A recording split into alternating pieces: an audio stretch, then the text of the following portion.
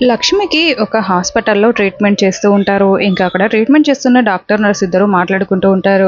"Sister ఈవిడ నీకెక్కడ కనిపించారు?" అని అడుగుతూ ఉంటే, "ఒకరోజు నేను డ్యూటీకి వస్తున్న టైంలో ఎర్లీ మార్నింగ్ రోడ్డు పైన మొహమంతా కాలిపోయి కదలలేని స్థితిలో ఆమె పడిపోయి ఉన్నారు మేడం. నేను వెంటనే మన అంబులెన్స్‌కి ఫోన్ చేసి ఇక్కడికి తీసుకొచ్చాను" అని చెప్పడంతో, "చాలా మంచి పని చేశావు సిస్టర్.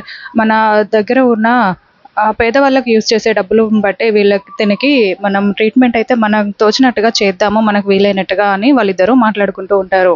లక్ష్మి ఫేస్‌కి మొత్తం బ్యాండేడ్ ఏసి ఉంటుంది. ఆక్సిజన్ మాస్క్ పెట్టి ఉంటారు. స్పృహలో లేకుండా ఉండి ఉంటుంది. మరోవైపు హరికృష్ణ, సిరి ఇద్దరూ కలిసి పండు చెప్పిన మాటలు గుర్తు చేసుకుంటూ ఉంటారు. "అడవిలో ఉన్న ఆంజనేయ స్వామిని నేను మొక్కుకుంటే మా ఫ్రెండ్ ఇలాగే తప్పిపోయినప్పుడు మొక్కుకుంటే దొరికాడు. అది ఒక ఆహ్, ద ఏమంటారు దట్టమైన అడవి" అని చెప్పడంతో ఇంకా అది ఆలోచించుకొని హరికృష్ణ రెడీ అయిపోయి అక్కడి నుంచి వెళ్తూ ఉంటాడు. అప్పుడే సిరి వచ్చి "నేను కూడా వస్తాను హరికృష్ణ" అని ఇద్దరు కలిసి వెళ్ళిపోతారు. ఇంకా ఉదయం అయిన తర్వాత అందరూ హరికృష్ణ, సిరి కోసం వెతుకుతూ ఉంటారు. ఎక్కడ కనిపించకపోయేసరికి చాలా టెన్షన్ పడుతూ ఉంటారు.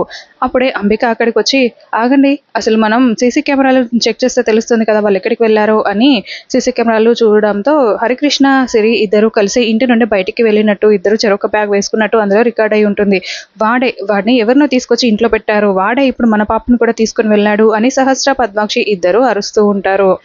ఇంకా విహారీ వెంటనే సంధ్యకి ఫోన్ చేసి ఇంటికి పిలిపిస్తాడు.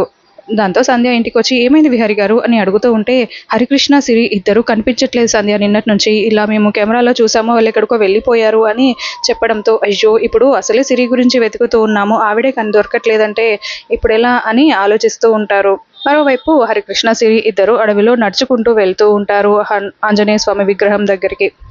మరి లక్ష్మి ఏ రూపంలో ఇప్పుడు ఎంటర్ అవుతుందో తెలీదు. మళ్ళీ తనకి గతం గుర్తుంటుందా? అసలేం జరుగుతుంది? వచ్చే ఎపిసోడ్‌లలో తెలుసుకుందాం.